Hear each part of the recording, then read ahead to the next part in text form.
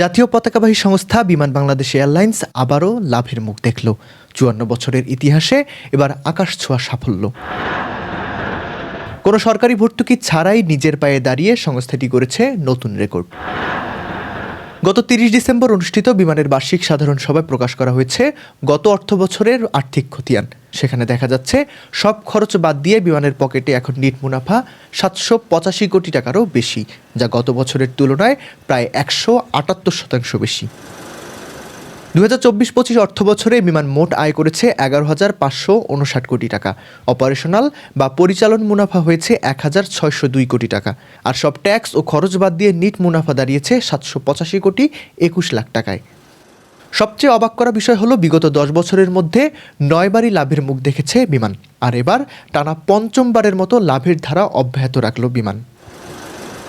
বিমান বাংলাদেশ এয়ারলাইন্স ২০২৪-২৫ অর্থবছরে ২১টি উড়োজাহাজের মাধ্যমে দেশি বিদেশি ৩০টি গন্তব্যে সর্বমোট ৩৩ লক্ষেরও বেশি যাত্রী পরিবহন করেছে, যা পূর্ববর্তী অর্থবছরের তুলনায় ১% বেশি।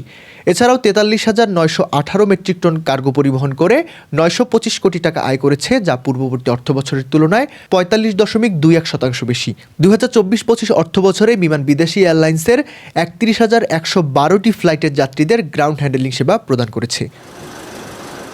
এই সাফল্যের পেছনে বড় ভূমিকা রেখেছে বিমানের কার্গো শাখা। যাত্রী পরিবহনে ১% প্রবৃদ্ধি হলেও কার্গো পরিবহনে আয় বেড়েছে প্রায় ৪৫%। শুধু কার্গো পরিবহন করেই বিমান আয় করেছে ৯২৫ কোটি টাকা। এছাড়া বিদেশি এয়ারলাইন্সগুলোকে গ্রাউন্ড হ্যান্ডেলিং সেবা দিয়েও এসেছে মোটা অঙ্কের রাজস্ব। বিমান কর্তৃপক্ষ বলছে এ সাফল্যের কারিগর হলো দক্ষ ব্যবস্থাপনা। বাংলাদেশের অন্তর্বর্তীকালীন সরকারের অধীনে নতুন ম্যানেজমেন্টের কঠোর অর্থনৈতিক নিয়ন্ত্রণ এবং সম্পদ বণ্টনের ফলেই এই রেকর্ড সম্ভব হয়েছে।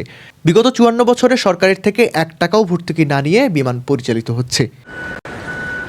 ২০২৫ সালের জানুয়ারি মাসে বিমানের ইতিহাসে সর্বোচ্চ টিকিট বিক্রির রেকর্ডও হয়েছে। লাগেজ ডেলিভারি ফাস্ট হওয়া, ইনফ্লাইট সেবার মান বৃদ্ধি এবং আন্তর্জাতিক সেফটি রেকর্ড বজায় রাখায় যাত্রীদের আস্থাও ফিরেছে।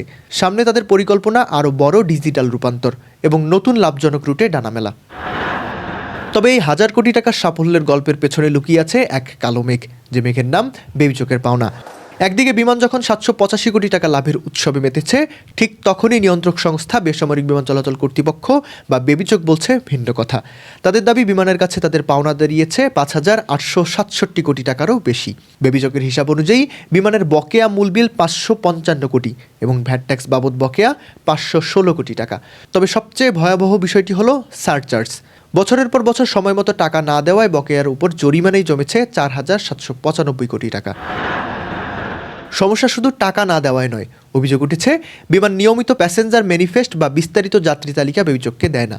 মাস শেষে শুধু একটা সারসংক্ষেপ পাঠায়। ফলে এম্বার্কেশন ফি ও নিরাপত্তা ফি বাবদ আসলে কত টাকা আয় হওয়ার কথা তা বেবিচোখ বুঝতেই পারছে না। তাছাড়া ডলার রেট নিয়েও চলছে এক অদ্ভুত খেলা। আন্তর্জাতিক ল্যান্ডিং বিল পরিশোধের ক্ষেত্রে বিমান বর্তমান ডলার রেট ব্যবহার না করে পুরনো ও কম রেটে বিল দিচ্ছে, যার ফলে বেবিচোখ আর্থিকভাবে ক্ষতিগ্রস্ত হচ্ছে। তবে বিমানের দাবি তাদের হিসাবে বকেয়া মাত্র ৩৭১ কোটি টাকা, অর্থাৎ দুই সংস্থার হিসাবের মধ্যে পার্থক্য ১৮৪ কোটি টাকার নয়, হাজার কোটি টাকার ফারাক। এখন প্রশ্ন হলো, বিমানের এই ৭৮৫ কোটি টাকার রেকর্ড মুনাফা কি আসলেই টেকসই, নাকি ৫,০০০ কোটি টাকার ঋণের বোঝা শোধ করতে গেলে এই লাভের বেলুন চুপসে যাবে?